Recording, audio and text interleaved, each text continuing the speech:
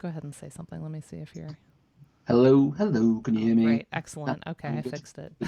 Oh, oh, yes, I'm hearing myself coming from. That's Yeah, so why. go ahead Oh, and mute yeah. the actual, yeah. Is this, are you? Is this?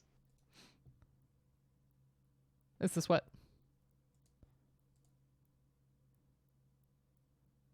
Oh, yeah, don't mute yourself to me, just mute it in the actual tab.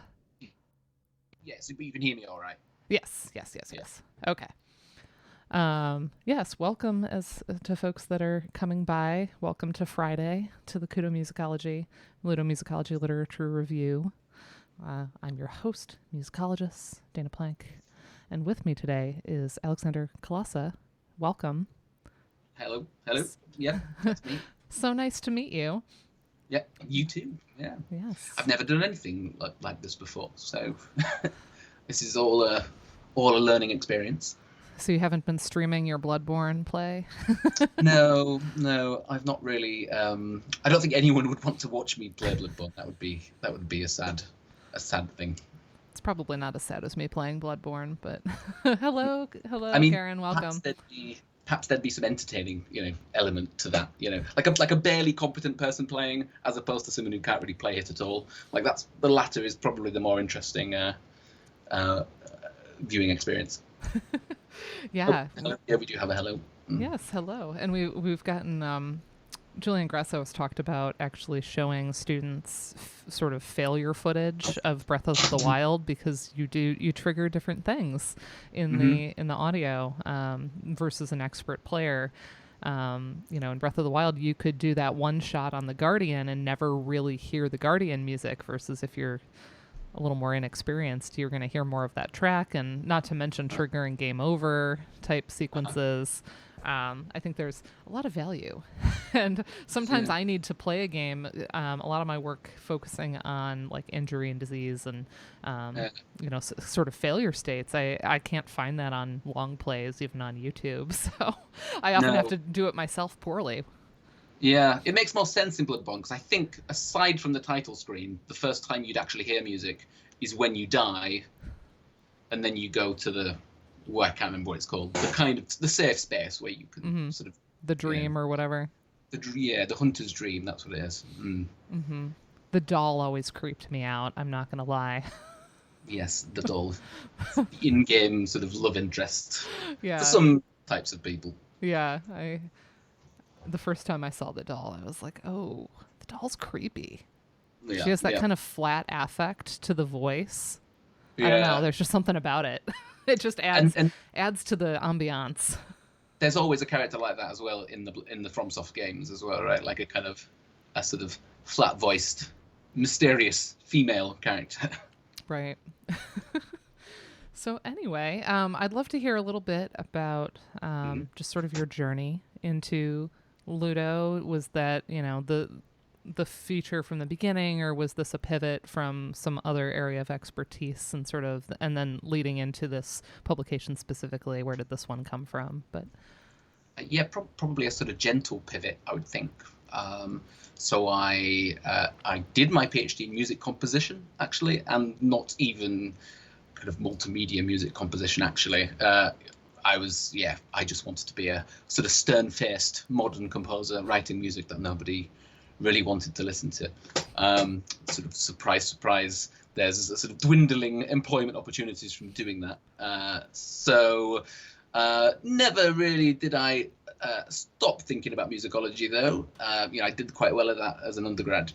And toward the end of the composing PhD, I was involved in a project. It was a transmedia, pervasive media theatre piece, and I wrote the score for it, and I helped develop it, and we performed it in the streets of Bristol. It was called The Memory Dealer, and it was a kind of, you could walk around and encounter actors and things like that, and you'd hear music sort of in kind of museum type spaces, and there was a sort of a car installation and things like that, and I'd composed the score for this, and then wrote a journal article about it in a sort of themed edition of the experience, because it was all connected to a sort of funded research project, and I ended up writing quite a bit about kind of music game theory when I did that. So that came out, and so I sort of found myself, I suppose I could say at that point I'd published something Ludomusicological, and then since then I've just been interested in video game music. I've done a lot of work on music and medievalism, and the start of this sort of came from my modern music interests. So I'm still working on a project about the way British composers, mainly in the 20th century, kind of use the Middle Ages as a kind of inspiration, or they sort of compose with materials that they get from the Middle Ages. But in doing this medievalism thing, I've edited a book with chapters in and written a bit myself about things like television and video games and kind of high fantasy and medievalism in general in that. And that's produced some stuff that's sort of video game adjacent as well. And that was the inspiration for this journal article, or that was the route into me doing this journal article. Even though this one isn't really about medievalism per se, it's got this whole kind of Gothic vibe, and medievalism comes back into it. So that's how I got the idea for this one. Yes, and the book in question is the Recomposing the Past Representations of Early Music on Stage and Screen. That's the fella, yeah. Which you all may remember we featured Will Gibbons' chapter from earlier in the summer. The Baroque one. Yeah. I think of the book that's probably got like the best citations, I think. People seem to quite like referencing that chapter. It's a great chapter, but also I ended up getting the collection. I taught a music and medievalism. It was called Early Music, Past and Present. So we did some actual medieval and Renaissance work, and then we also had a section of the course devoted to modern musical medievalisms, and that book featured heavily in that section of the class. So I find it very useful beyond just the popular Will Gibbons chapter that has been useful to a lot of us. This was a project where we started out. Mainly, it was me, the modern music guy, but I like early music, and then my friends who are early music people.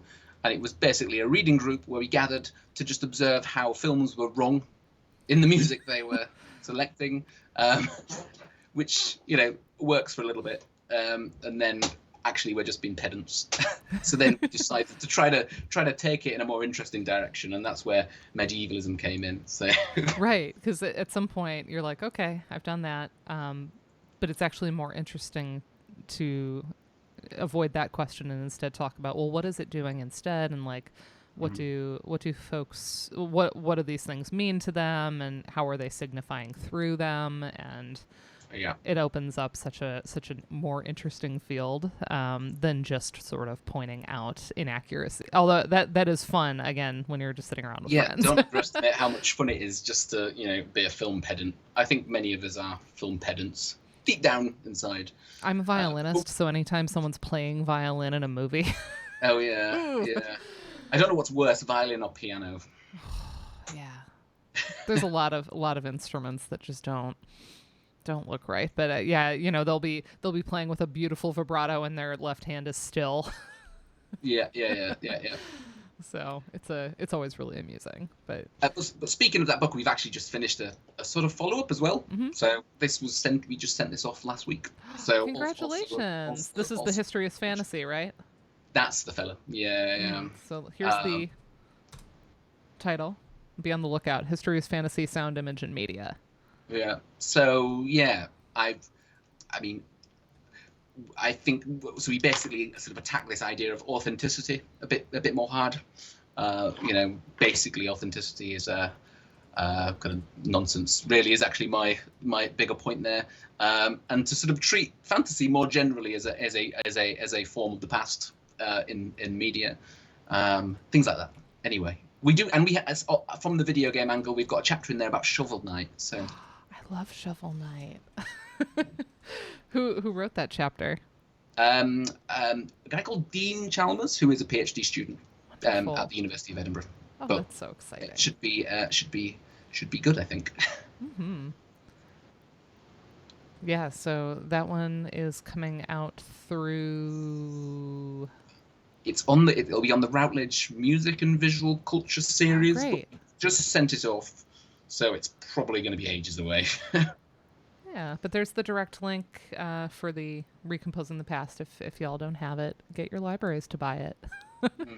And yeah, after initially being £120, more dollars presumably, it's now cheap and paperback. So right, they usually release the paperback later. after about a year, I think. Yeah. And then the ebook is usually less expensive as well. But we always advocate for getting one's library to purchase it, right? Yeah. Yeah, absolutely. It's a really great resource. Well, definitely get your library to buy it, because being a co-editor, I get so little money from it that I need to, convince as many people as possible to buy it. Exactly. It's like get your personal copy, but get the library to get it too. Yeah. So then this one sort of came out of your overall pivot to Ludomusicology. Had you grown up gaming pretty extensively? Yes, there was a big gap in the middle of my, not very long life, moderately long life. I was a sort of Sega kid, I was one of the unlucky. Well, the Sega Mega Drive was the one that I remember the most. And then I was so excited when the Sega Saturn came out that I made my parents buy me that, and that was a miscalculation, because then they never bought me a game console afterwards.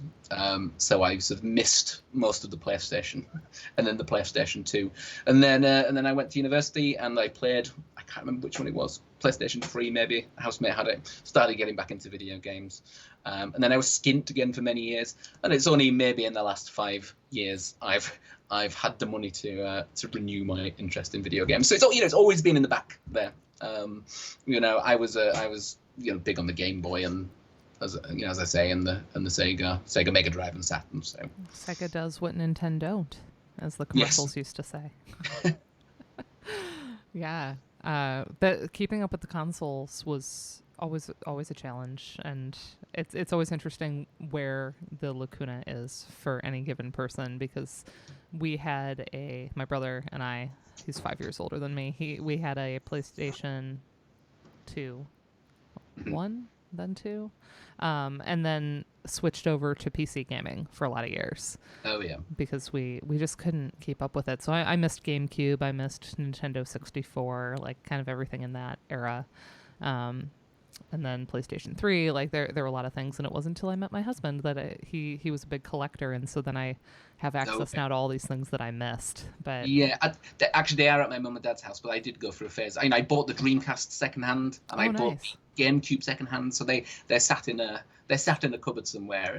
And when I own a giant house, I'm gonna line them up somehow, and if it's possible to still connect them to TVs by that point, I'm not sure, but.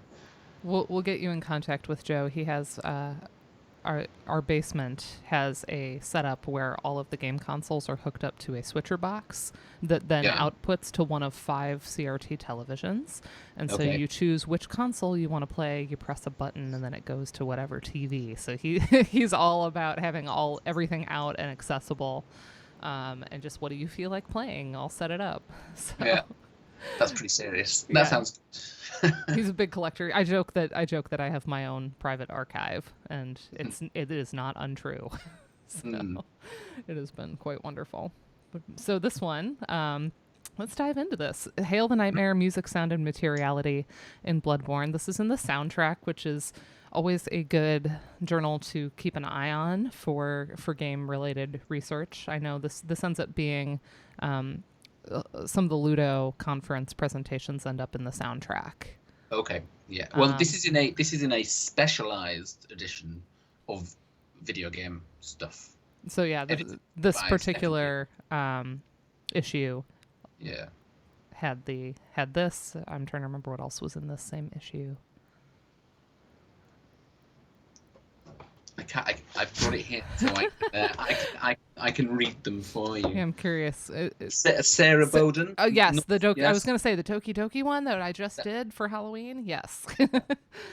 Beautiful piece by them.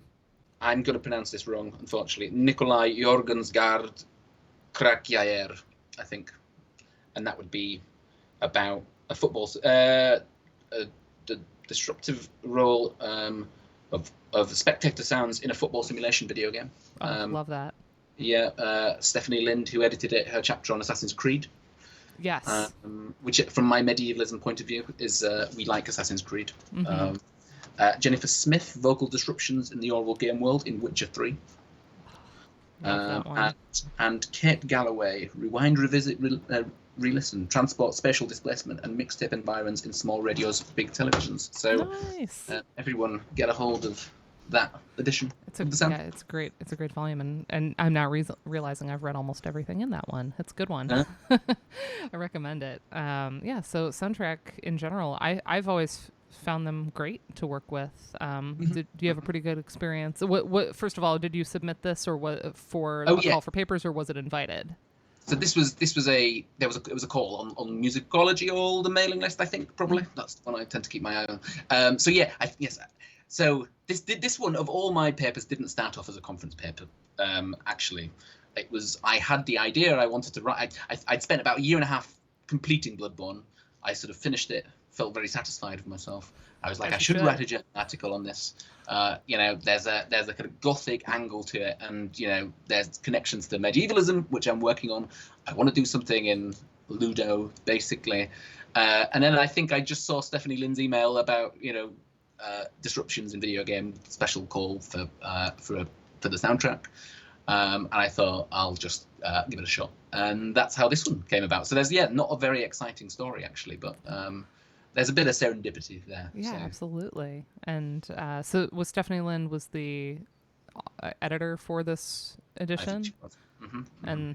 And you enjoyed working? Yeah, she was very good. I mean, maybe I shouldn't say this live. The editor's intellect did something very weird at one point where they changed the tenses of all my quotes, which was sort of strange. That is unusual. Beside this, it was a very, very smooth experience. So. Yeah, that's definitely that's a quote. So yeah, it kind of needs to be what's in the original. So. Yeah, that's always an interest. Some publishers with in American publications will even try to fix British spellings and things, and I'm a fan of just leaving it exactly as it appeared in the original. It was kind of weird. I've thought about it ever since. You know, when you sort of quote a secondary source, you tend to do it in the present tense, right? Mm-hmm. That's normal, isn't it? They changed it all to sort of past tense, and it wasn't grammatically wrong, but it just seemed weird. That seemed weird. Yeah. That's always interesting because you have your sort of specialized editor for something like this, and then sort of the generic editors, typesetters, copy editors that work for the press exactly. itself. No, Stephanie was really good with it. Wonderful. So yes, it's nice. It's nice to have someone who I try to do this with my own editing. Trying not to be too forceful, but kind of prompt and thorough and all those kind of stuff. And she was. So, yeah. Oh, that's wonderful. I hope to work directly with Stephanie soon. I think she just had a new book out as well, and she very nicely... I'm hoping to feature a bit of that on this very channel. Well, she's very kindly cited this chapter in there. So, I get that little kind of citation ping on the, on Google Scholars. So I'm grateful for that kind of thing. Yeah, it's absolutely wonderful. And this one, of course, is citing a lot of our friends here that are viewing even now. And also, I think this will be incredibly useful. If any of you haven't read this one goes far beyond Bloodborne in applicability, and I think it's wonderful. So let's just jump right in with the opening here. This is actually a missable section of the game. You have to sort of break through a window, and then you're in a previously inaccessible balcony of sort of a cathedral-like structure, and then you take a lift down into the depths, and you run into a Briatas. And I wouldn't have done this if it wasn't for YouTube guides, which is an interesting issue in itself. But yeah, it's the beauty in the way in a way with this game is that it's under no. It has no desire for you to experience everything, right? Like you find all these absolutely amazing things, visually, sonically, whatever else, and the game couldn't care in the least if you don't find it, which is sort of incredible, isn't it? Really, because we have everything sort of fed to us on a plate these days. So Right, the tutorializing instinct. Games used to do it so much more inductively, and then it turned into have an NPC actually explain it to you instead of just teaching you through the game mechanic itself. In this game, really, you have to dig for the story. The story does not come to you. But so this sequence, if you take this lift all the way down into the depths, you It goes very, very awaken. far. Yeah. You awaken this daughter of the cosmos. Yes, she's a sort of Lovecraftian monstrosity, Uh-huh. and she looks sort of disgusting but beautiful as well. Which we could say the same thing about the music. I think we'll see. Yeah, let's see what this looks and sounds like as we awaken. Friend. It starts off so sweet.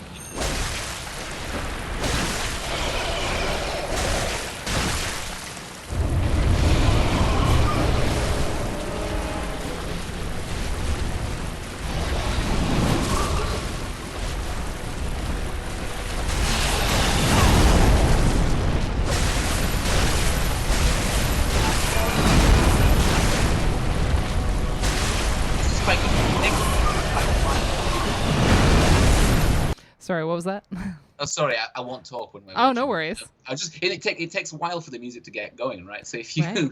if you never get very far in the boss, like you give up because it's super hard, you probably won't even hear the music either. Right, let's jump ahead a little bit and hear what happens. So the texture sort of builds up.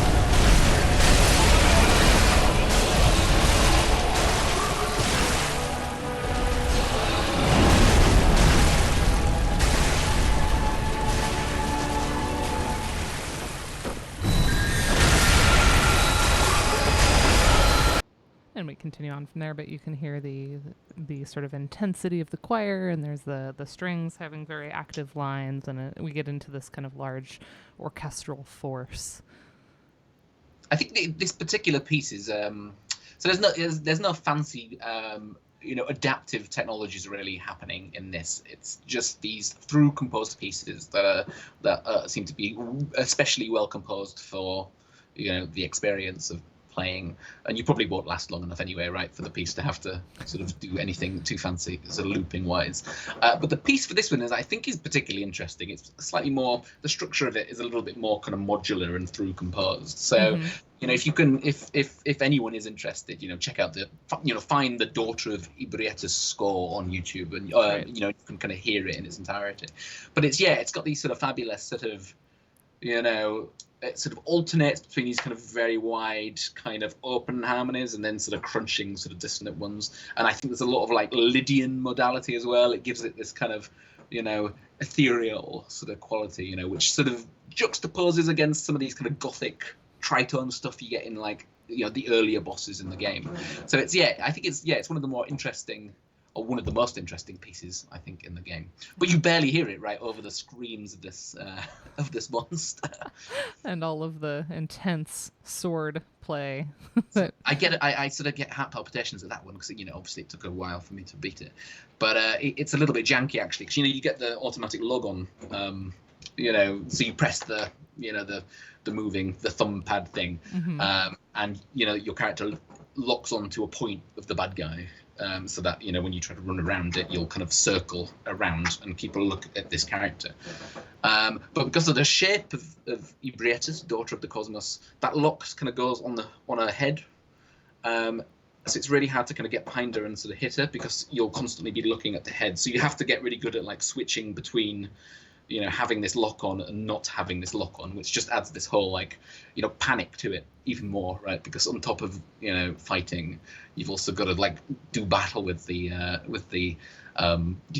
the nature of the way the character looks at things or doesn't look at things depending what you've activated or not activated. So yeah, it's a very stressful fight for sure. So, of course, we mentioned very HP Lovecraftian creature here. Definitely one of the harder bosses, and like many of the bosses in this game, there's a lot of one-hit kills that can happen, making it incredibly difficult, and you sort of have to keep trying and trying and trying until you can finally I think learn the the worst bit patterns is and sort of you figure out your unlock way her through. second phase and she starts to fly, and then she shoots this like instant beam that kills you. So But I love here that you describe that the music's beauty becomes unbearably disruptive and even suffocating. That was something I haven't finished this game or really played much of it myself, but I had a friend who was coming to our apartment for months and playing, and so I saw most of the game from a spectator perspective, and even I sort of felt the score was just so it encroached on you as you're playing, and even the one not playing, I could feel that disruption, and like there's just so much happening. It's so big, and it actually does make the fight feel a lot more difficult. It's sort of like crowding your your space, and I don't know. It's a bit of sensory overload, I think, intentionally.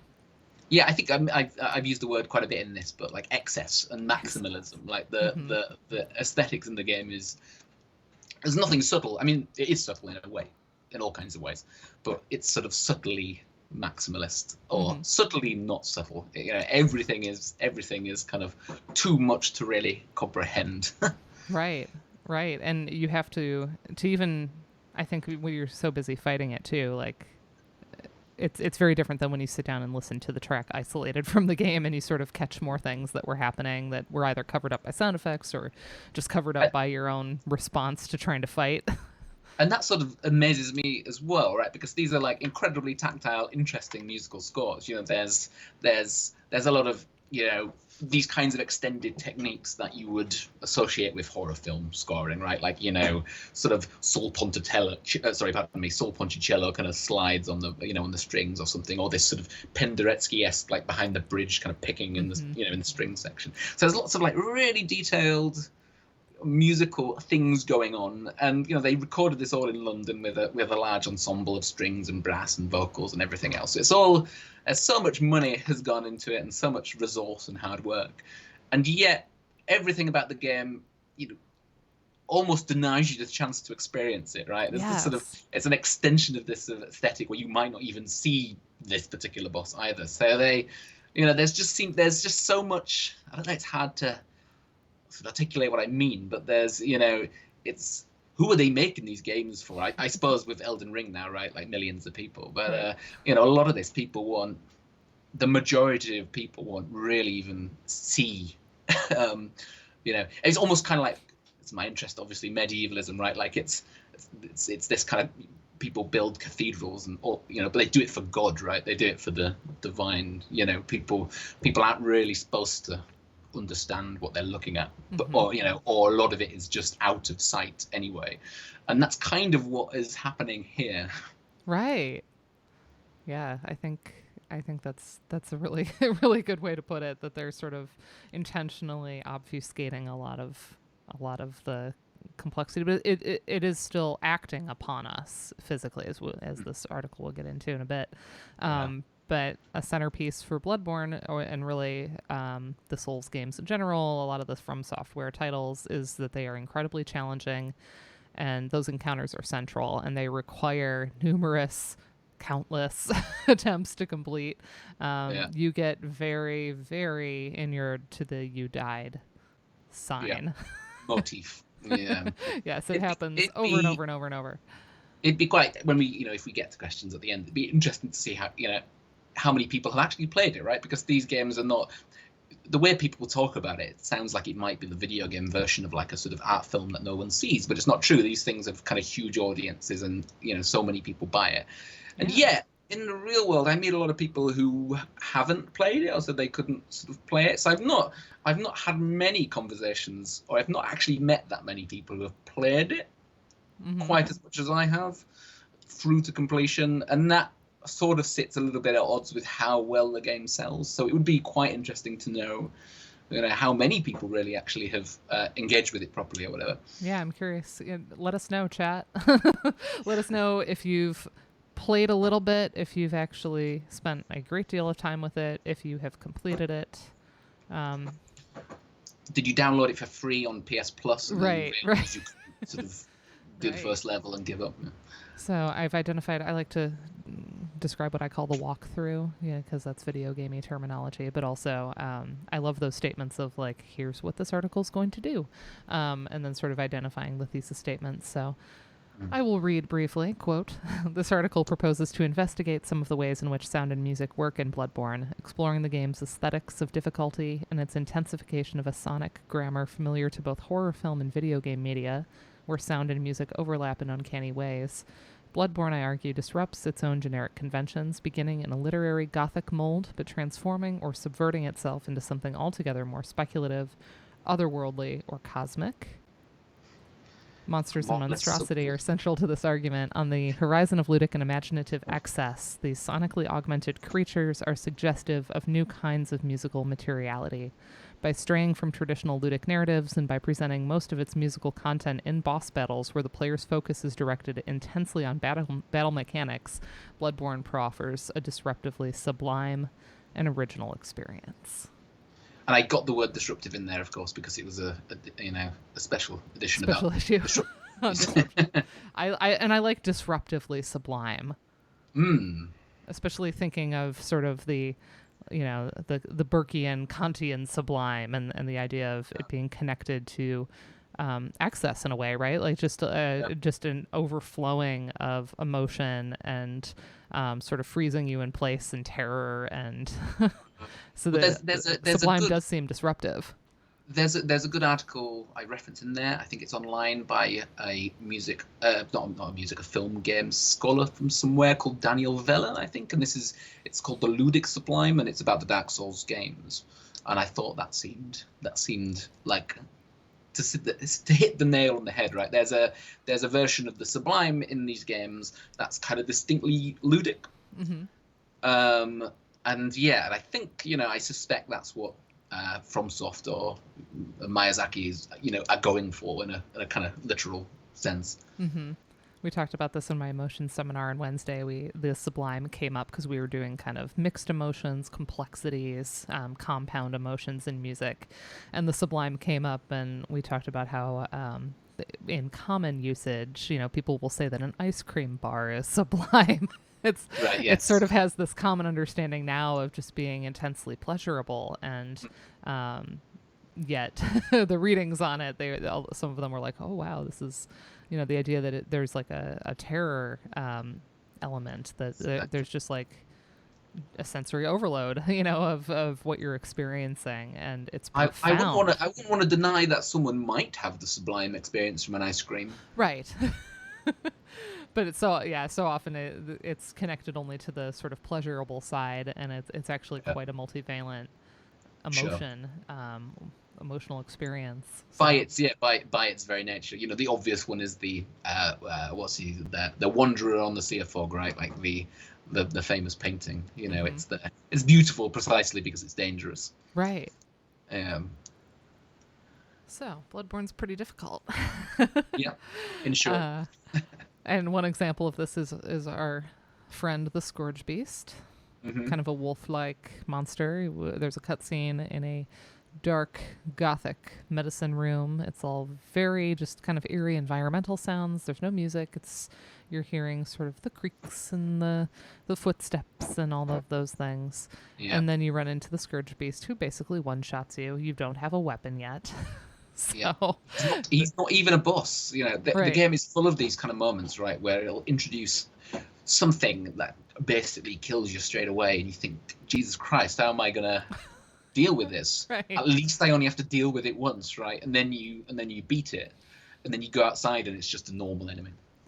Well, the idea of having like a scripted battle that you are not supposed to win is kind of as old as video games themselves, but this game finds a way to even make that feel very fresh, and it's not as signposted for you that, was I supposed to lose that battle, or is the game just so hard and maybe I wandered into an area where, I'm way under leveled for what I should be doing, or, you kind of don't know. Yeah, well, I mean, this is, and I suppose everyone probably knows now, right, that this is what you get with the From Software games. But when I'd got Bloodborne, I heard it was good. I downloaded it for free on PS Plus. It was the monthly game, quite a few years back, and I sort of loaded it up, and I did have that like experience of what on earth is, I'd spent ages creating a character and I wasn't really sure why. And then you get dropped into this sort of moment and it's all quiet, as you say, very kind of tactile, and then you just get killed. And then for some reason you're in this kind of like otherworldly safe space, and just none of it makes sense at all, and I had to sort of put it down, and I could have very easily not ever played it again, I think, after that moment. Luckily, I just decided to sort of give it a shot again, and then I think this is what I was meaning earlier about asking what everyone else thinks, because I suspect this happens to a lot of people. They never kind of get beyond that next point because it seems just a bit kind of like redundant. And then you hear certain kinds of people just sort of love it and won't shut up about it, and it just sounds a bit sort of self-immolation. So I could have gone that way myself had I not by chance just decided to kind of give it another shot and then get a little bit further, and and then here we are. So right. Yeah, there's a learning curve and a once a kind of sort learning of invested. Cliff. Yeah, maybe. Yeah, cliff. So most games strive for a balance between too easy and too hard, and there are fans will debate whether games are getting just easier overall with kind of the over tutorializing that happens. And you can look everything up these days, and the kind of old Nintendo hard of some of those like platformers and things from the 80s and 90s.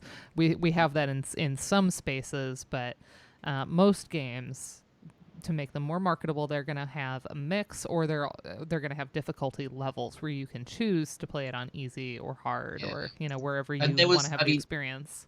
Perhaps you have some thoughts on this as well, because there was a bit of a discourse about From Software games from a disability perspective and stuff, and should they include an easier mode, right?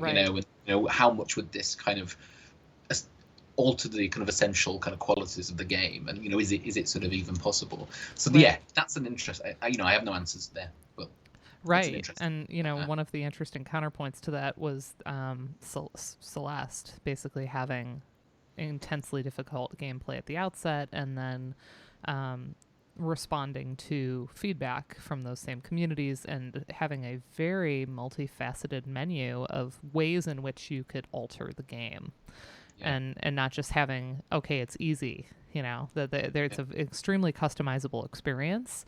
And of course that requires a lot of resources, and yet I think that one gets held up as they initially,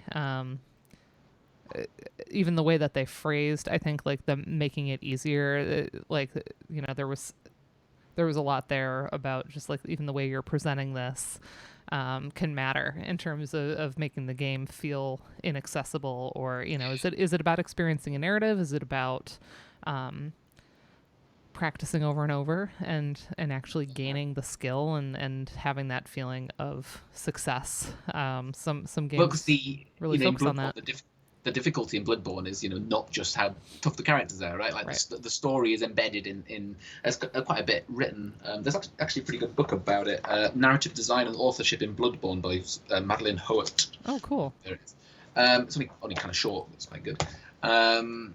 Talks a lot about this sort of this narrative, this environmental narrative device, right? So you find the story by exploring the narrative, by exploring the kind of game world, and the story reveals itself. And if you don't feel like going into menus to read all of that sort of lore flavor text, time, some people clearly do have the time to do that. But and the other thing, actually, I don't have a massive TV, so I have to kind of squint my eyes or kind of get close to the TV sometimes if I want to read something. So if the text isn't big, so most games strive for this balance. From Software absolutely does not, and they lean into the extreme difficulty, and I love that you say their games invite failure and frustrate by intent. Yeah Absolutely. But failure as an invitation to keep trying. I don't think it's meant to. There are players that get discouraged, but clearly the base they're going after is someone who says, I'm not going to let this game beat me. I'm gonna figure this out. I'm gonna try it again and try it again. There's no shame in losing, is there? Which is also a kind of good life lesson to learn. Right. The you died is actually pretty There's the red text and everything, but it's kind of just a statement, and then you Yeah. start again.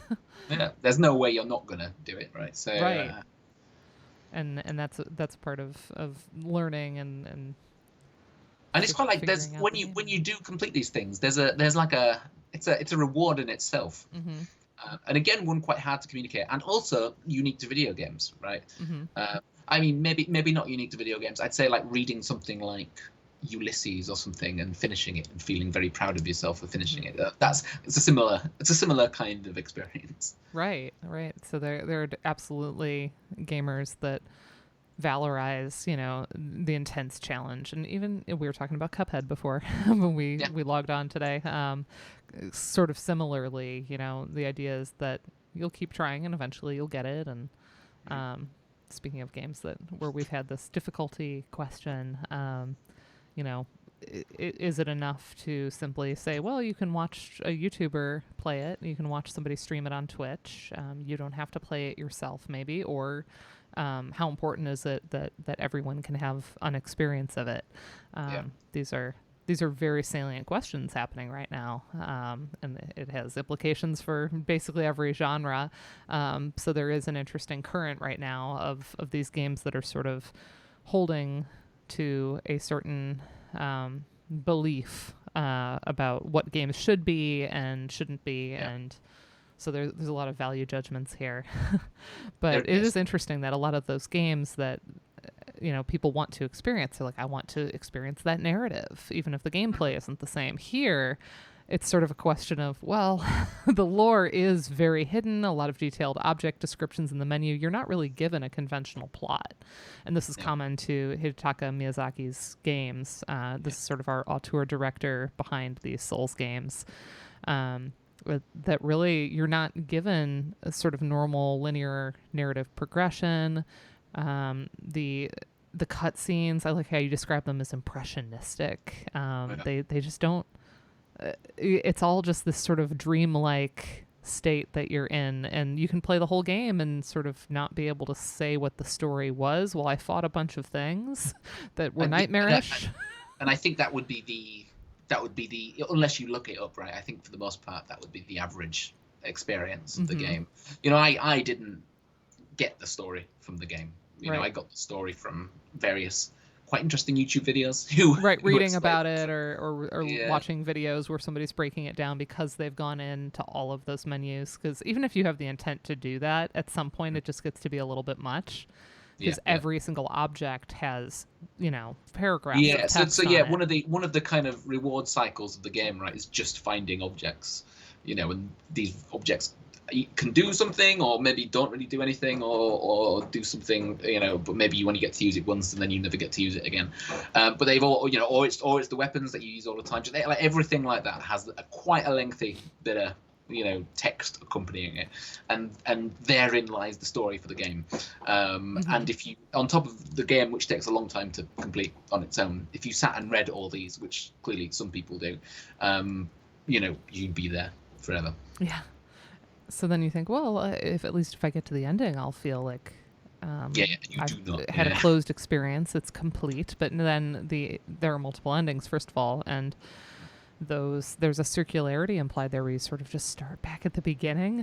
There's cosmic circularity that damns the fates of the characters within and merely places you back at the start. So you don't even get to the end of the experience feeling like you have had a start to finish. You get New Game Plus, which is what people do, and you just go around again. And the reward for finishing the game is that you just get to play it again, even at an even harder level. Yeah. Second quest energy. Yeah, and then you'll go on like Reddit or something to see what people are saying, and everyone's like, oh, I'm on New Game Plus 10 or something. And right. Like, okay.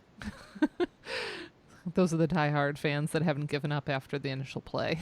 Still going, yeah. So a lot of the reward, our typical rewards of play, for those that are narratologists, certainly, we don't have those types of rewards. So a lot of the reward of playing is just sort of the aesthetic appreciation of the being in the game itself. The game is this holistic entity.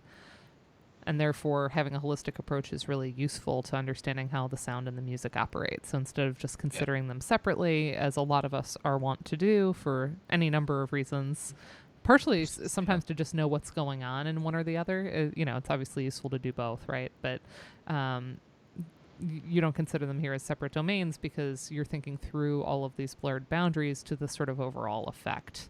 And that's a useful tool for really any video game work, but here it is so clearly integrated where, what's sound, what's music, and what all is happening at the same time, and, what's your experience as a result.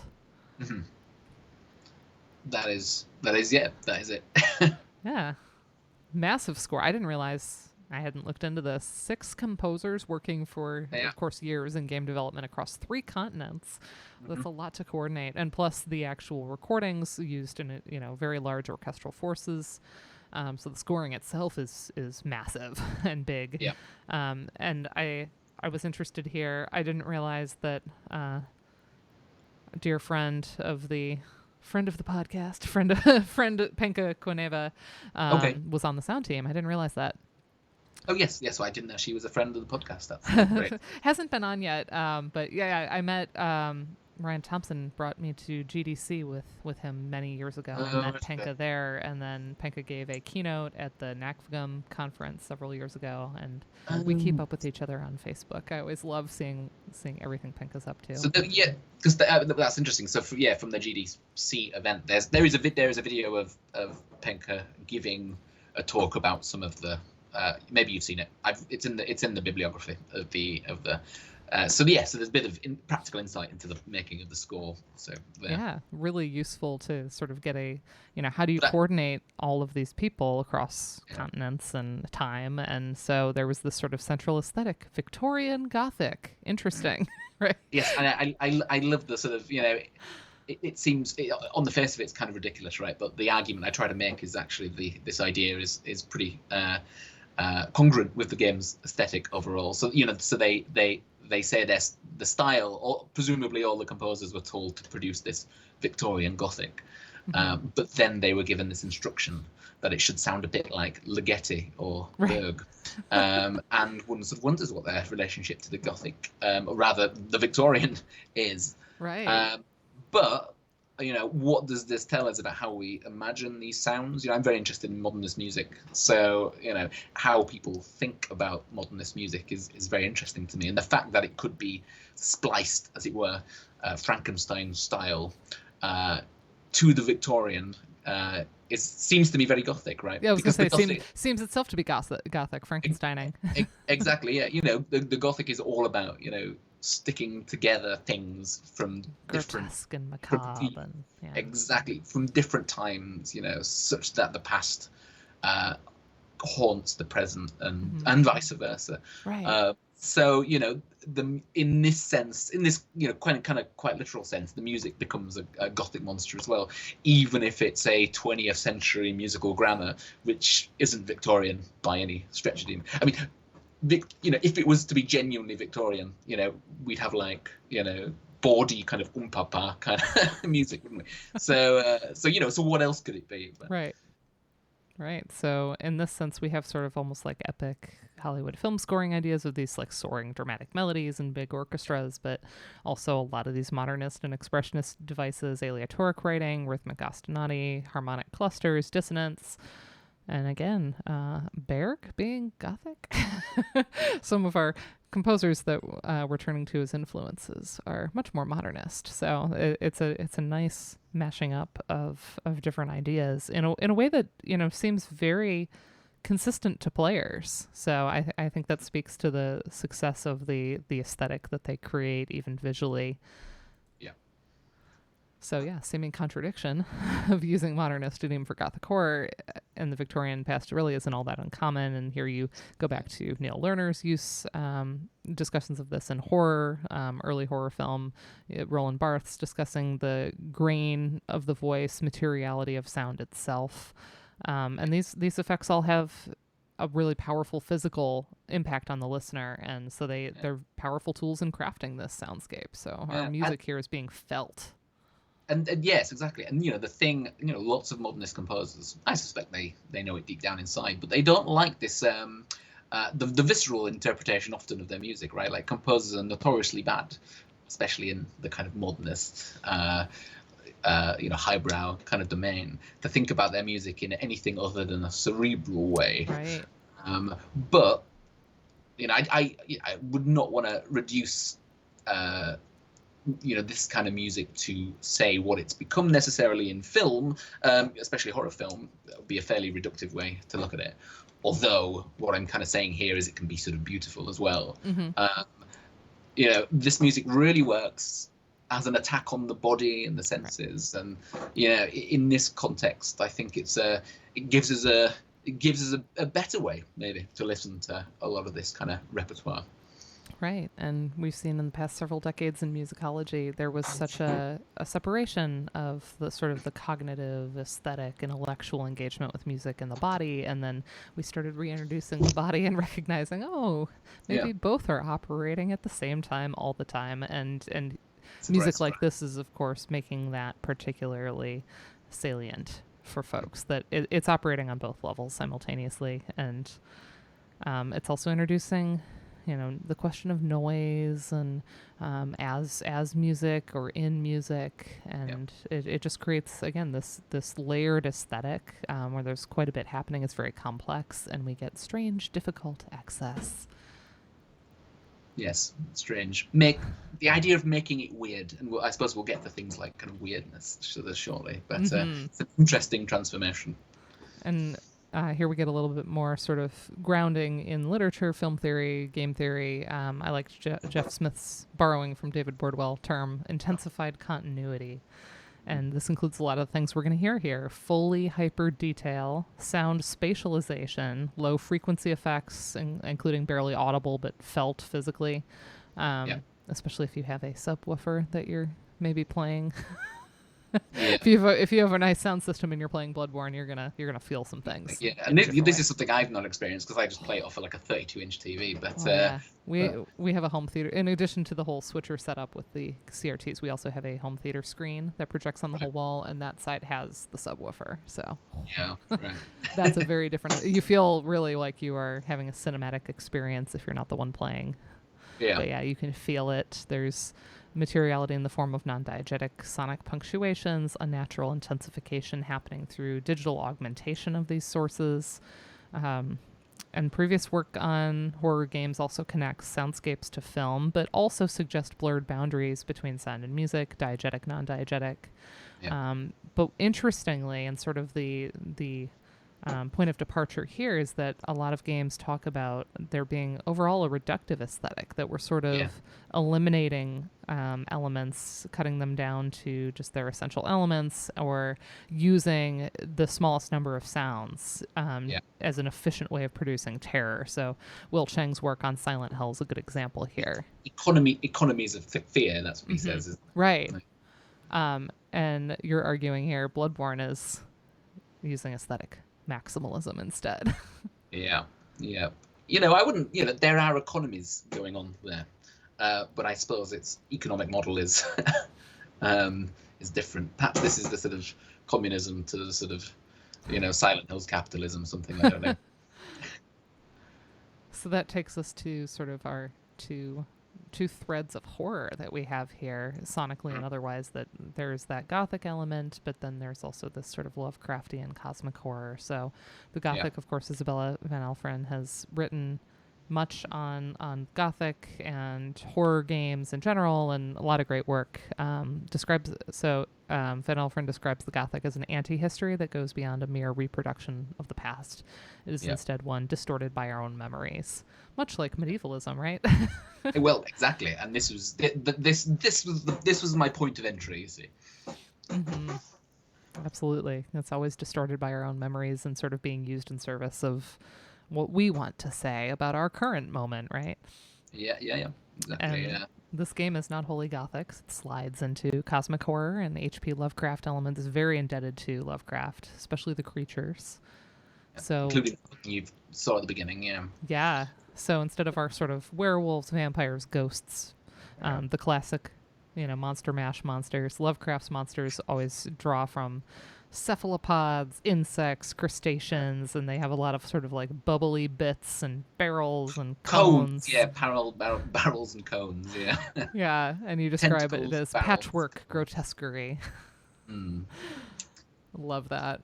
Yeah, yeah, it's just sort yeah. of uncanny and a little icky and It's well, it's the radical ulteriority. It's the Mhm. sense of, we that the point of wolves. There's that quote from Dracula in there, isn't it, about them being the children of the night and Mhm. stuff. The Gothic is the familiar thing, Mhm. kind of coming back to haunt us, but being a little sort of different.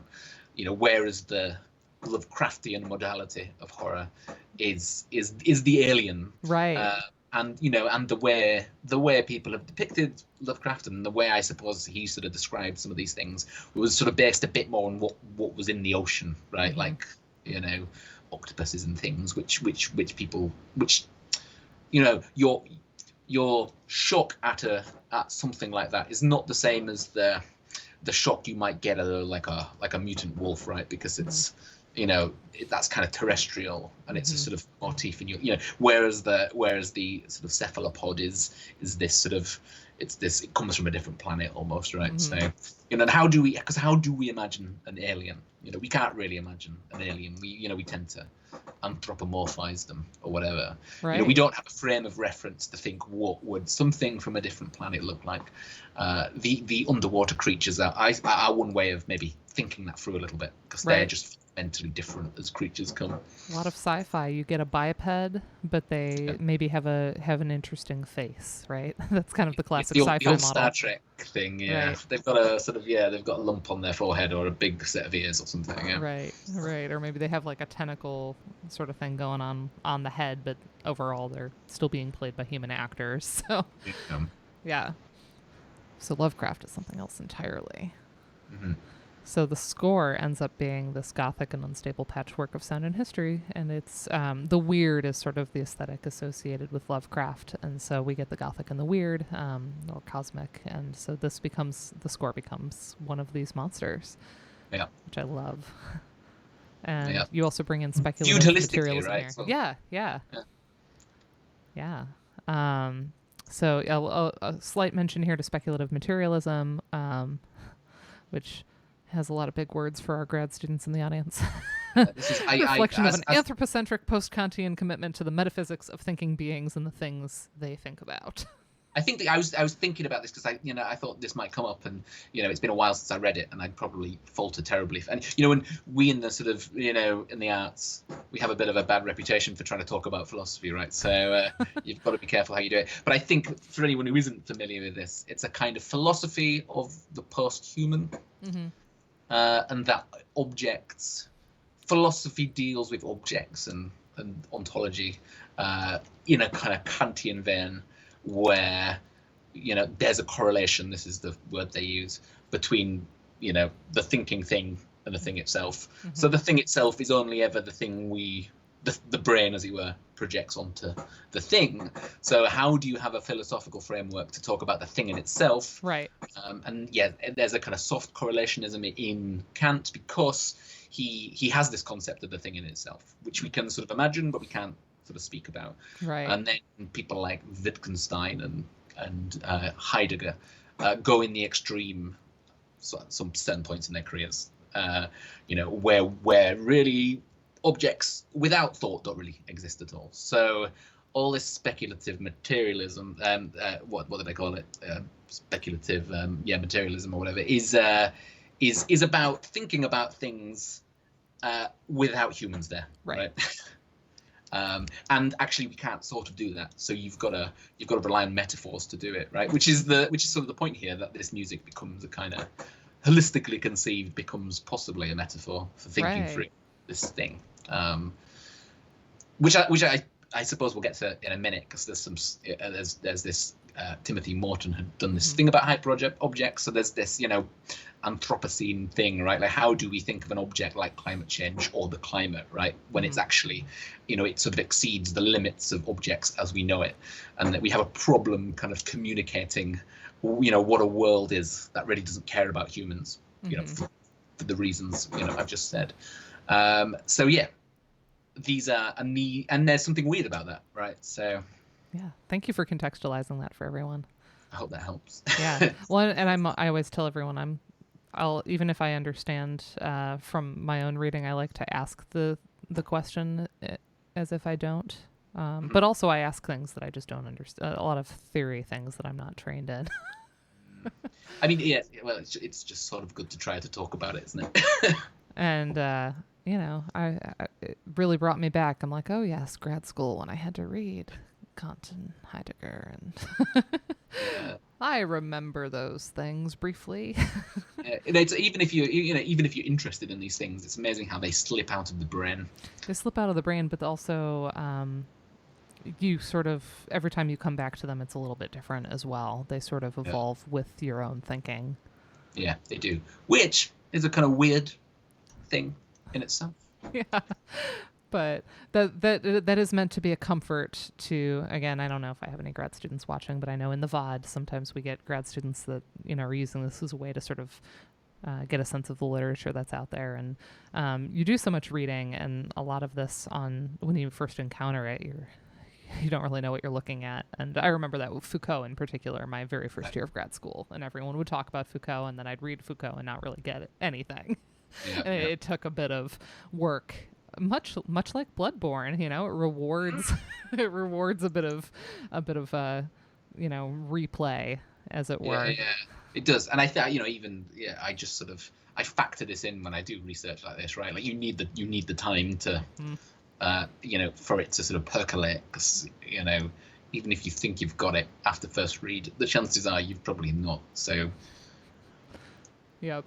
My advisor used to say, like, a master's student using the word postmodern in a paper. Uh-oh. Yeah, exactly. Yeah, and then if you show them it like years later when they're like a professor or something, there'll be much embarrassment. Yes. But it's okay. You're allowed to, it's allowed to be a process, actually. And that's actually the most exciting part about it and I've said this on the stream before, even these works, of course, they're published, they're fixed in one way, but they end up being these catalysts to, continued work in one's own career, but also as other people begin to cite and build, and it ends up being more open than it appears. And the sort of process model is very, again, I'm all about disability studies and posthumanism and a processual model of identity and things like that. So of course I would say that, but I believe it as well. I believe that things aren't fixed. Especially people like someone like Derrida, right? Like that's exactly probably what he wants it. That's the point of it, right? So. Right.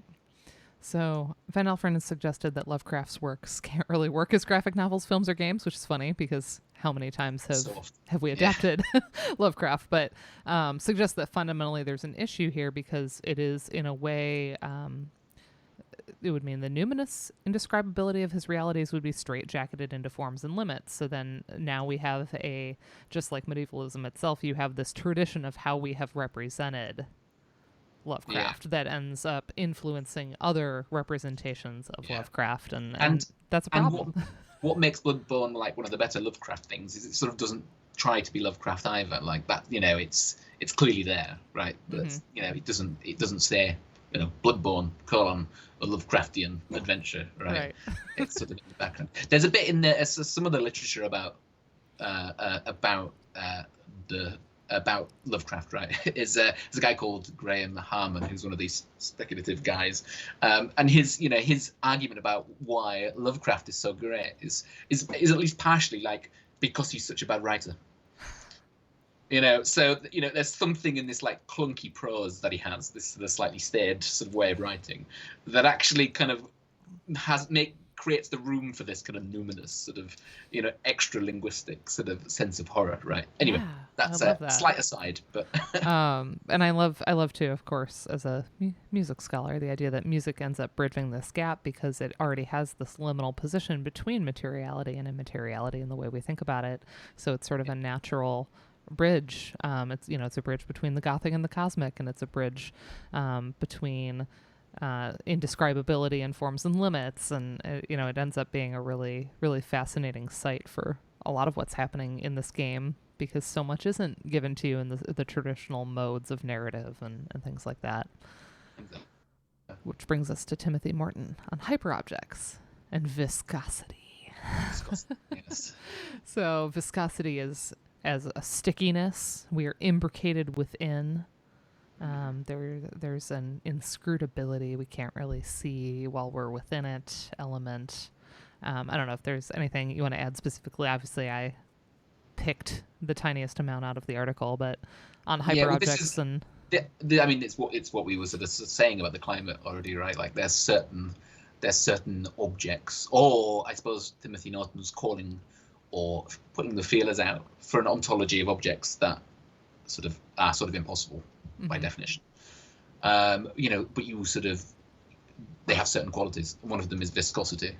And which is because you're kind of in it, and it's it's gloopy and it sort of sticks to you and you can't kind of get it off, and you can't really know a thing from the outside because you're sort of inside it. But there's this a useful metaphor in a way for this is this kind of what is the music, right? Which as we say covers you physically. And then there's this whole Lovecraftian idea of like the gods, right? That are kind of among us, like under the ground, but they don't really care about Earth very much because Earth is like a kind of blink in their kind of eternal existence and stuff. So that's and that's what you're fighting in Bloodborne, which is it opens the problem in a way of Bloodborne. It opens the prospect that you can actually like engage these creatures and defeat them, so that perhaps you can kind of get outside of them, which is kind of an interesting problem as well. But we can come to that. Yeah. So this all relates back that the sonic palette, in addition to its self-reflective granular modernism, wraps around your body viscously, especially as you, the kinesthetically engaged player, seek to become engaged within it against the hyper-object boss battles in Bloodborne known as the Great Ones, in a nod to Lovecraft. This cannot help but disrupt play. So here's disruption again, fitting the theme of the volume, but absolutely true that there's just, again, sensory overload is the sense. You're trying to play, but the music is just so much. Yes, and if you're sensing something like a kind of viscous, godly character, and you're feeling that, like, how do you actually bring yourself to do it? And you do, I suppose, but that's where the sublime, there's a kind of frisson, isn't there, between like you kind of feel like you shouldn't be able to do this. It's an overwhelming experience, but then you kind of ludicrously get stuck in and you probably do it. And there's something interesting in there. Mm-hmm. That would be impossible without the music. Yeah. So this brings us to chant, which ends up being an interesting, again, the medievalist bent here, that there's a lot of use of chant throughout some of the major fights, and Van Alphen talks about Lovecraft's references to ritual chant and liturgy, and how chant, a lot of bridging happening. Chant is a bridge between Gothic and weird aesthetics in Bloodborne as well. So the music itself, but chant specifically works to do some work to connect those two things. So one of the examples is the cleric beast, who was a human clergyman corrupted by sacred blood, and the score, in this case by Tsukasa Saito, has Latin chorus, stacked tritone dissonances on sanguine, the word sanguine, in 3 registers that create, so there's quite a bit of striation here. It's uncomfortably high-low striation. They're not clustered as they are in other spots, and so the voices become incredibly separated from one another, which is not really chant model per se, right? No. You may have folks singing in octaves just based on their own vocal ranges, but you're not going to get that much. They're sort of singing in chant by merit of the fact they're singing sort of Latin and pseudo-Latin. Mm-hmm. The music itself isn't chant. Right. In any historically correct way. Right.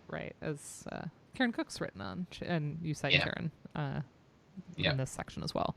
So and of course there's like a, as she would say, there's like a really long tradition of like fake chant in video games. I mean, there's just loads of it, really. And including the pseudo Latin that the Latin doesn't have to make sense. You just have a few words that pop out, like sanguine or maledictus or something like that, and then the rest doesn't really have to mean anything. It might, but it might not. It might just be little snippets of words repeated over and over.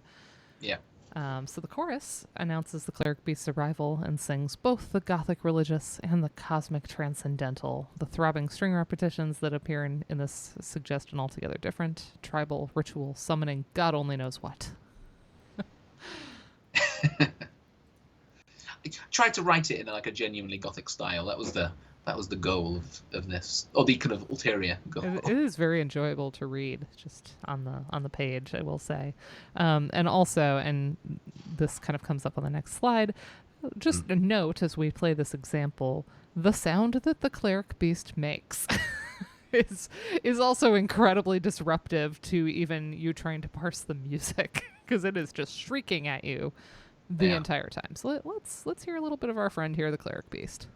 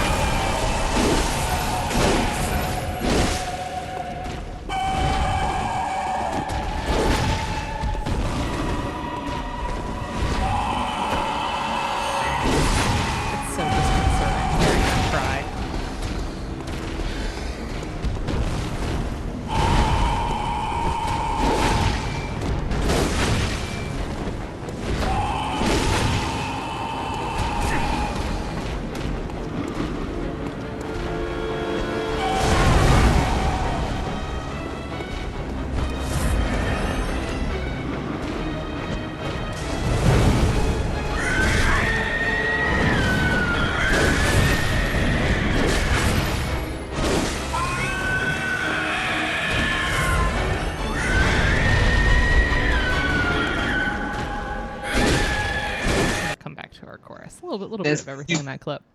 You could see that bit he did at the end, right? He sort of opens his arms up, right? And like if you stay in front of him for too long at this point, he's gonna like grab you, and then that's like practically one hit kill. So if you see that, get out of town. Yeah. Just a sound that stays with you. That cry. And here we bring in citations to Karen Cook's work on chant's contradictory significations, which is really useful here. We've covered that here on the channel, but definitely go read the Emotion and Medievalism in Game Music, and also the Chant in Video Games articles by Karen. But also Gibbons's work on the Baroque counterpoint to suggest complex architecture. I like this sort of being applied here as well, that the sort of like way that the music is creating space for us to exist in. Yes, and bump your head in and get kind of stuck in, and spike yourself on and everything else. Thanks for the shout out. Yeah, it's the Kudomusicology stream after all. We give kudos here. Kudos to that work, and it's incredibly useful work. So yeah, Vicar Amelia is also a battle that sticks with me. Yeah, Vicar Amelia one was one of the ones I sort of freakishly beat on my first time or something. So wow. my memory of it is like limited. Yeah, but so moving on here, after slaying Vicar Amelia, we get this new creature appears, and you sort of like a beggar character, and you walk up to it, and it just one-shots you, easily defeats the player, and instead of that usual death sequence that we've now seen so many times, the hunter wakes up in a prison. And we get a track, Hail the Nightmare, which is our title here, by Ryan Amon, which also has chant here imbricated in the texture, low male voices and that kind of faux Latin. Enemies in this whole section are much higher than the current level, and so here Alex described like just the terror of that, and realizing like I have to find a way out of here, and how difficult that was in that moment. And then it turns out, finding your way out, that we're in this kind of cathedral like structure this whole time. So then you have a new connection where the Latin chanty elements could be tied to like a blood worshipping ritual. I'm brought to mind the Evil Medieval of James Deville here. Oh yes. Absolutely. So it as if we already weren't cued to think of these things as sort of twisted Yeah. from the whole context. But yeah, certainly here, if you're suddenly in this cathedral and you're making that direct connection in this moment. And it does, and at this point, it's quite kind of interesting because non-diegetic music, as it were, is so rare in this game. This is like one or two moments where this happens, so it feels kind of laden with meaning, and you just do not know why. Right, you're sort of like, okay, what's gonna attack me, and then like what is happening? Am I gonna get attacked? The other thing I thought, like, have I screwed up? Am I knowing that this game doesn't care if it sort of ruins the experience for you. Like, right. Have I done something now where I'll have to start the game again? Because I'm now stuck in this level that's too difficult. The other thing about it is the music sort of is coded to be kind of diegetic in the game, right? So it sounds like it's there, and then when you step outside, it sort of goes distant, and you sort of leave it physically in this jail, which is, again, it's weird. You don't see anyone performing it, but it seems to exist in that one space. Yeah, and there are so many moments in these games where you just can't take anything for granted. You don't really trust anything. You give an example of, I don't remember which Souls game, where, one of the early treasure chests kills you. Yeah. You're like, I can't even get, like, basic equipment before I'm getting killed. So they really undermine your trust here as a player. Consistent.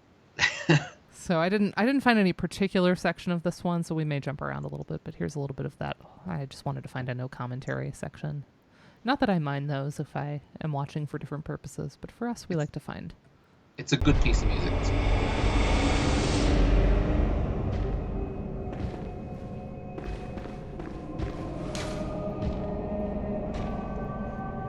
Craven newborn, find one and silence its harrowing cry. Oh, jeez.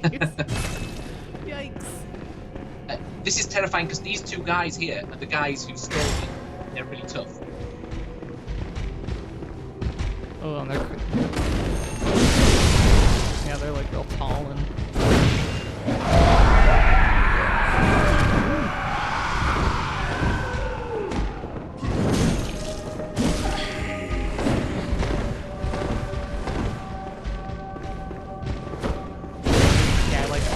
This person is going to stay here to fight them so we get a bit more of the track.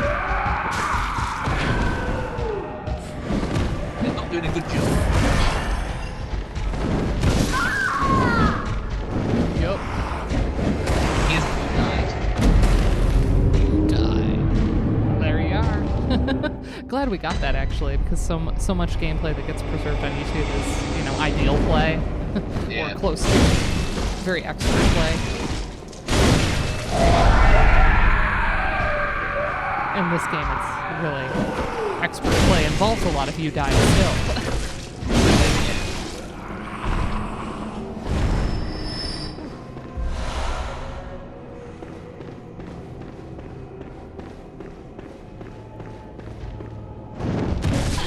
It's like, okay, this is a boss battle. These things are hard, but... Yeah, you can see how little their attacks are taking off them, right? It's these guys are like really, really tough. Yeah, they're tough, but they're not coded the same way a boss is. But yeah, absolutely, you're sort of reading this music going, wait, like what? Yeah, like, why are these guys so tough? Why is their music? Are these bosses or not bosses? It's kind of an arena as well. Right. So that kind of disrupts you. Like, has something gone wrong with the game? I've had that problem in some Assassin's Creed games too, where I think I'm being cued in some way because the music gets a little more tense, and it's tense enough that I think that I've been spotted maybe in an area where I'm sneaking, but no, it's just the sneak music that has just gotten intense. Yeah. Well, I mean, and that's a game that tries to give you all these cues. Right. You're then looking out for cues all the time, whereas you don't do that in this game. So that when something does change, like it just feels even weirder. Yeah, it's wrong. It's uncanny. It's uncanny, exactly. Like, what's happening here? And then that generates a little bit of anxiety. I'd quoted this Mark Fisher text, about the weird and the eerie, and for him, the eerie is a kind of modality. It's about he says it's the failure of absence and the failure of presence. So it's things that are either not there or are there when they should otherwise not be or be. And I think this is a good sort of example of that. Like, why is this music here? This shouldn't be here. Yeah, and it doesn't take a trained musician to instantly apprehend that this is wrong in some way and to have that effect. You'll hear Let's Players do that. They'll get to that moment and be like, wait, why is there music happening here? Like, yeah. They're definitely attuned to it, whether or not they can, tell you what a cluster chord is or anything like that. Folks are very, very attuned to what's happening in this game. Yeah, and the piece is really good as well. It's got this kind of this voice does the maledictus thing, but it's really, really low. Mm-hmm. And then again, it gets kind of responded to by these sort of higher voices. So again, it's these kind of like registral extremes as well, doing something that and this is genuinely a bit more chant-like. It's kind of it's a call and response, which fits that kind of cathedral-y setting too. Yeah. Yeah, but it's kind of displaced in kind of musical space, right? Yeah, it's like antiphonally happening. Exactly, yeah. So also kind of similarly, we get late game Upper Cathedral Ward. Terrifying because again, absence of light in this case. A pitch black hallway. There's all these wolf-like beasts that are coming at us, and then I love that the track is called "Soothing Him." Yeah. This is, I mean, if anyone who does play this, I think this might be the most terrifying moment in the game. Actually, if you approach it without knowing really what's going to happen, you walk into a hall. There's light. A chandelier falls and collapses, and then there's about 7 giant wolves that you've only ever had to fight one of these at a time before. So it is quite, yeah. I mean, I sort of cheesed this a bit. There was a sort of archway behind me where only one could get through at a time. Nice. So you were able to kind of let them come to you one by one. Yeah. Yeah. I don't know if I might not have grabbed gameplay of this because I found gameplay where somebody was playing through, but I couldn't find exactly the right moment. But interesting that the connection here to Xenakis and just bristling with uneasy musical tactility. Ooh. Becoming more material when the giant chandelier comes crashing down and the player's vision is reduced dramatically. So again, powerful because the game has conditioned the player at this is pretty late game, so at this point the player's been incredibly conditioned to think of music as relating to bosses outside of that last example, and so Soothing Him example's more transdiegetic and I love this statement. If boss battles create monsters using music, when Bloodborne plays with musical diegesis, even that simple truth becomes terrifyingly unstable. Ooh, new source of fear happening. So, this game is conditioning us to associate music with threats, boss monsters, imminent death, and repetition. And one of the central arguments that has been forwarded throughout is that we don't really get to aesthetically enjoy these. I think even as a spectator, if I'm watching someone play this, just because there's so much happening. Usually it was the case. I describe having the brother 5 years older than me, bringing home the Nintendo when I was 5, and he was the one playing most of I would play a little bit, but how that opened me up to hear the music in ways that he wasn't hearing. And that's usually the case when I'm spectating a game.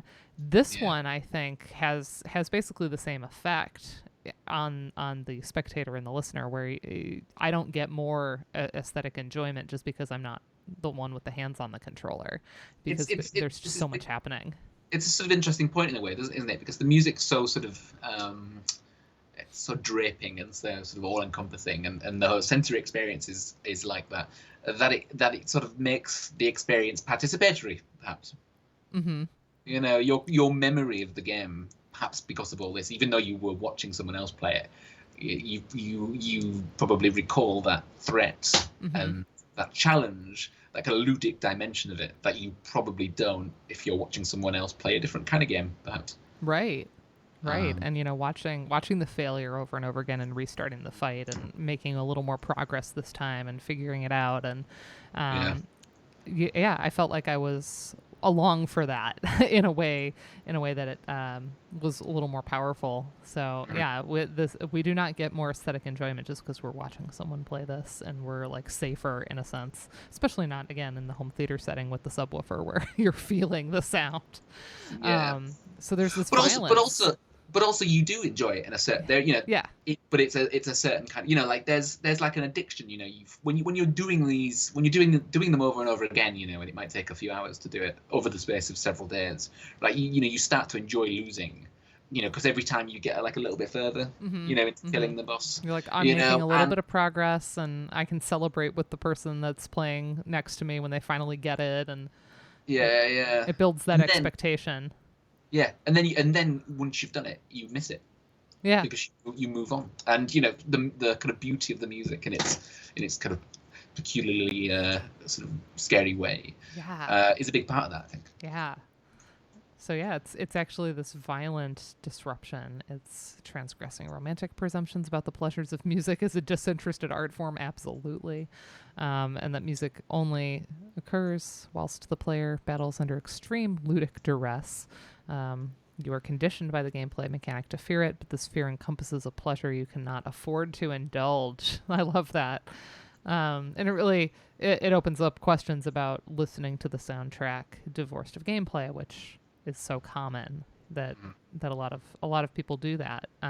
Whether or not they've even played certain games, they just seek out game scores and film scores and enjoy listening to it. And what's the experience then? Yeah, and but there's this subculture, isn't there, for like epic music as well, especially like video game and anime scores, and these do that quite well. Yeah. But the kind of the modernist dimension of it makes the scores like a little bit disgusting as well, even on their own, right? So there's still a sense of transgression, just as they're still monstrous a little bit outside of the game. Yeah, there's some interesting work in a recent JSMEG on D&D Dungeon Masters, and like how many of them draw from playlists of video game music, because they're sort of setting up similar areas. So it'll be like The Witcher 3, like they'll use a town theme. Well, their characters are in a town theme, and I'm curious. There's got to be folks that have used music from these games. Yeah.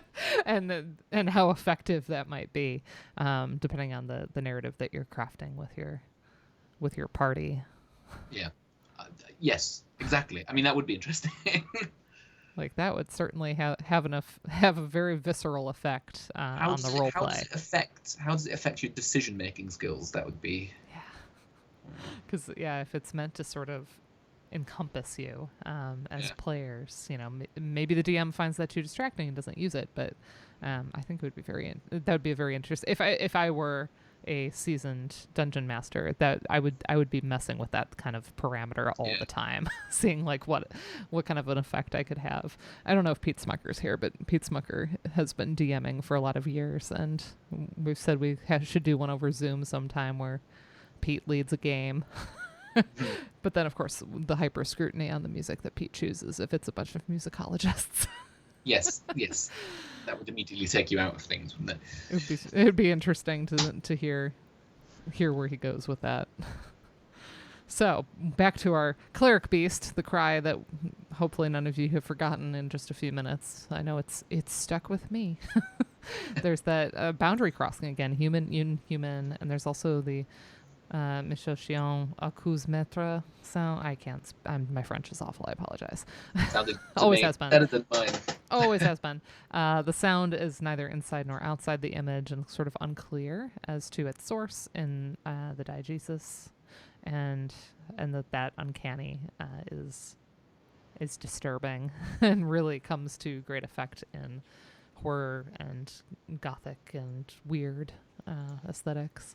Well, you get the fall here, as it were, in the sense of the accuse maître, where the first thing you hear is this distant scream, and you don't know it. You don't know what it is until you get, and and then you've probably spent so long grinding through Yharnam that you don't necessarily realize until you die, and then you go back there, and then, which is what I think I say in this, you hear it almost as a taunt by this point. Right.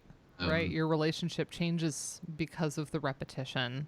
Which is a very important thing to note, just like when failure is such an important element of the gameplay and they expect that you're going to keep playing and playing and playing, your relationship to any of these sound sources is going to change, just from the sort of memory and experiences that you're accruing along the way. So yeah, the idea that it's the exact same sound each time, appearing as if it's the first time, but you're now changed by it. You can hear it as a taunt, but it doesn't lose drama and fear just because the sort of surprise is over.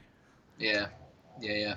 And this is, these games don't do anything too fancy in terms of a kind of algorithmic adaptation or whatever else. But the setup of it just allows for these sort of emergent experiences that seem to sort of evolve with just your, I suppose it's a bad word, but organic experiences. You kind of, fight your way through the game. Right. Or not die, Yeah, David Huron in Sweet Anticipation talks about, musical surprises in all forms, but discusses how musical jokes, you sort of don't laugh after the first time you've heard it once the joke has been spoiled. And you may instead be listening with a friend who hasn't heard it and take delight in them laughing for the first time, but you're sort of in on the joke at that point and you don't laugh. But other forms of surprise remain perennial, and so a lot of music that causes like the frisson tends to reliably do so once you've had that experience once, even though you know that it's coming and the surprise isn't there anymore. And so he teases that out a lot in the book, and here I think this is aligning with that idea that the repetition in some ways actually heightens some of those elements, even as you're also adding on these other layers of hearing it as taunting or hearing it in a new way. The old way is being enhanced by that. It's this accretion, which lends to the maximalist aesthetic, right? We're just adding, we aren't taking away. Accretion is a good word for this, just, sonically. Yeah. It's a favorite of mine. I use it in terms of like exoticism and the idea that we just keep adding on new musical devices for the exotic over time, and the old ones don't really go away. We just keep adding new ones, so there's a sonic accretion happening over time there too. But a lot of folks have claimed that video game monsters, and especially the ones in Bloodborne, are actually puzzles, and that once you figure out the pattern, whether that's their movement pattern or even just the different phases and sort of your approach and your strategy, then you can succeed. And plenty of streamers, as we know, have tamed the difficulty in the sense, the sort of expert play of spending a lot of time to learn those puzzles, the muscle memory, and kind of relates to speedrunning too in that sense. People, and often it's not just... It's what they call cheesing, right? Like you find it's not really a cheat as such, but you find a way where you can position yourself or use an object in the room where they can't kind of reach around, but you can reach them, and you can just, all threat disappears, as you kind of deconstruct the artifice of the game itself. And a lot of people find a great deal of pleasure in that in these games in particular, sort of figuring out those puzzles. And FromSoft encourage it, to be fair, as well. So I do know that there's a decent community of folks that want to do it themselves and not just look up the walkthrough. Maybe there could be a moment where they finally give in and they look out like, okay, what's the strategy I can use with this particular one, because I've been stuck here for days. But there is a community around wanting to sort of do it yourself and figure it out, and rewarding that dedication. And I like this last bit about that, the idea of this being a puzzle and you figure out the pattern and then you can do it, that some have suggested that this trains us for life in control societies. Yes. That's quite the article there, Svelch, I can't remember Svelch, is a pretty good one, because it's sort of about how games are, it's maybe a fairly cynical way of looking at it, I suppose, but as a way of rationalizing play, maybe. Video games kind of use our labor and advertise things to us and all that sort of stuff. And in this case, what sort of happens in Bloodborne is that people, these kinds of otherworldly horrors become tameable by definition. But I would suggest that I think something about the aesthetic of this game and the music and all that kind of stuff, actually, there's still something more there. And certainly from my experience of the game, you only ever really get to fight these. Once you beat the boss, a lot of the time you're grinding against the boss and you're going back again and you're dying and then you're going back again and then you sort of just win Right. and it feels a bit like a fluke, right? Like you've kind of just you're like, oh my god, I've done it. You're really happy about that, but you can never replicate the experience, so you're never sure really if you've mastered it. Right. Unless you So go back yeah, and play the whole game again, but by that point, like many hours, it's like you don't just go back and play it immediately. You spend a lot of time getting back to that point, and then it's almost like a new experience again. Like you may remember some of the strategies, but yeah, there's a lot of yeah. time in between there. So Yeah, and as we said, this kind of repetition aspect means that actually, when you get back to them, like you've had these experiences, you're a better player. So the nature of the challenge has kind of changed. So it's still tough. Like you feel, you might be sort of dodging a bit better. You might have sort of figured out the dodging mechanics. So you put up a better fight, when you go back again. But then you discover another aspect of the fight that you didn't really have chance to, crack before. Suddenly catches you out. And it's and then you win it again, and then you think like, oh, it's a fluke. I'm gonna have to do it again. And that's how you spend years playing a game. Yep. Absolutely. Do you know how many like hundreds of hours ultimately you've put in to Bloodborne? I don't know, and don't dare look. Yeah, that's always entertaining. The labor thing makes me think of even games like Animal Crossing and Stardew Valley, Yes. and the way that like we are aestheticizing labor in those games. Like Well, yes. let me get up and feed my chickens and Yeah, it's like the old Tamagotchis. right. I used to wake up in the middle of the night to feed my chicken or whatever it was. Right, exactly.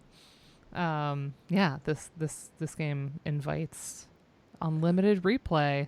Yeah. Really. I only did it sort of twice, so actually. So. Yeah, but certainly until the next one comes out, there absolutely folks that are playing it over and over and over. Exactly. And reliving it even if they're not playing it again, like watching YouTube videos and maybe seeing a missable scene that they hadn't caught on their own playthrough, and like kind of And it's that opening sense of up everything. competition as well, right? It's fun to watch something you've been kind of playing at for a long time, and you've found your way of defeating this particular boss, and then you look online and you see someone else that did it a bit differently. There's I've done a bit of that myself. Like it's kind of funny to think about it, but there's a great deal of fun in entering even these kind of imaginary discussions with people. So our conclusion, your conclusion, that I'm co-opting and explaining to our crowd here. Music produces a strange kind of the ludic sublime. It blurs the literary aesthetics of the Gothic and weird and subverts traditional video game mechanics. Its horror lies not always in the uncanny unknown, which diminishes on repeat performances, but in endless repetitions whose difficulty is only enhanced by successive confrontations with the unmusical monster. So neat. Love it. I love this whole article. I think it has a lot of applicability beyond Bloodborne and beyond even From Software games, just in the way that it's considering sound and music holistically and sort of their broader implications on the player. The other good one that I think this relates to quite obviously is Shadow of the Colossus. Absolutely. Because that's another one where it's very kind of beautiful, impressionistic game. Narrative is a little bit murkier. It's very experiential, and also the music is preserved for the bosses, and the bosses are the big kind of events of the game around which the story and everything sort of revolves. So they're very on the face of it, they're very different games, but actually they're incredibly similar. Right. So as I like to, it's usually more of an undergrad problem, but sometimes even in like earlier stage of grad school, there's that tendency when you start your research, you want to look for things that are exactly on your topic first, right? And so it's easy to think, well, I'm not writing about Bloodborne or a game even at all like Bloodborne, and just teasing out like a lot of these things have applicability well outside your specific game, and that's usually where because there are plenty of even very famous titles that there's not a lot of published work on yet. And so I like to encourage people like to think about just the applicability of like the methods and the approaches and what's being cited and how are we situating, and that's the type of stuff. It's more meta thinking about how to utilize sources and deploy them in our own research. But I think that's a valuable mode. Instead of just going, oh no, somebody else wrote on basically exactly the topic I was hoping to write on, and no, exactly. I guess I'll just cite that. Yeah. I've had this conversation.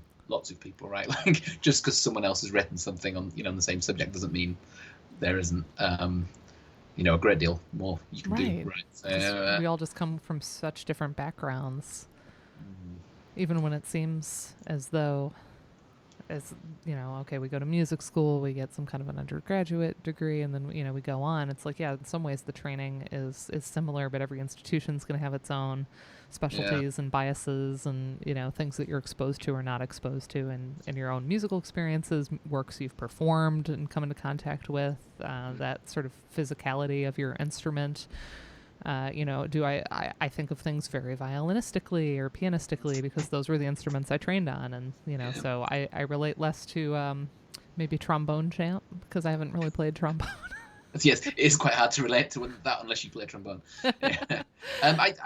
You're right. So the thing I'm sort of quite satisfied about this, about this article, and the thing I sort of enjoyed doing the most was kind of all the non-musical theory stuff, right? Like, I really enjoyed getting into this whole kind of discipline of monster theory. Yeah. Which I think was a bit late 90s, really, but it's this incredibly sort of rich, body of stuff. Which brings in all these subjects that I really, like medievalism and stuff like that. And then the literary kind of gothic and weird.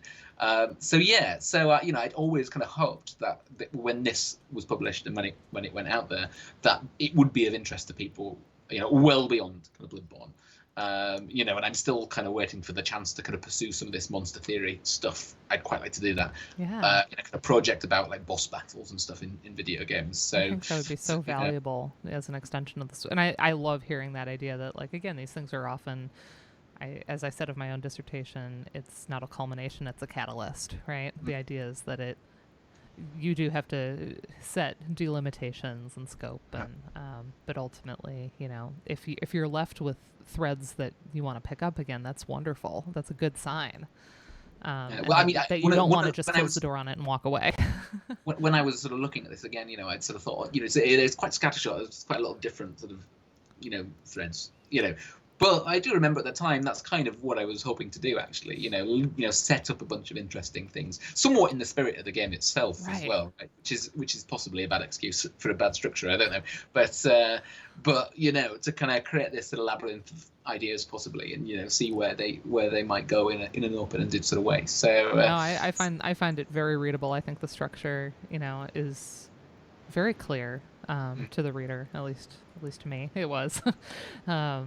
Yeah, so I think it very much succeeded, but also, yes, manages to bring in so many different discourses in a way where it also doesn't feel like, and I have this problem where I try to deploy a lot of lit review and because I want to touch on so many discourses, and then I sort of feel like a responsibility to them. I don't want to let the discourses down. Yes, of course. Yeah. Speaking of hyper objects, right? Yes, the hyper-object of discourse. Yeah, I don't want to let each particular discourse thread down, and then it becomes, well, okay, I need to make room for my own idea, right? It's not just a literature review, so this did a nice job of sort of touching on all of those things, and then in service of an overall, very convincing argument about the way that this feels. Sonically, and Will in the chat thoroughly enjoyed this discussion. Sorry for not mentioning this earlier, but I'm definitely the player who downloaded Bloodborne from PS Plus, played for a minute, and then realized I didn't have the time to play it at that point. It's inspired me to try again, maybe 2023. Yes. Yeah, good. Well, if I've achieved anything, it's that. Stick with it, I'd say. It's very rewarding.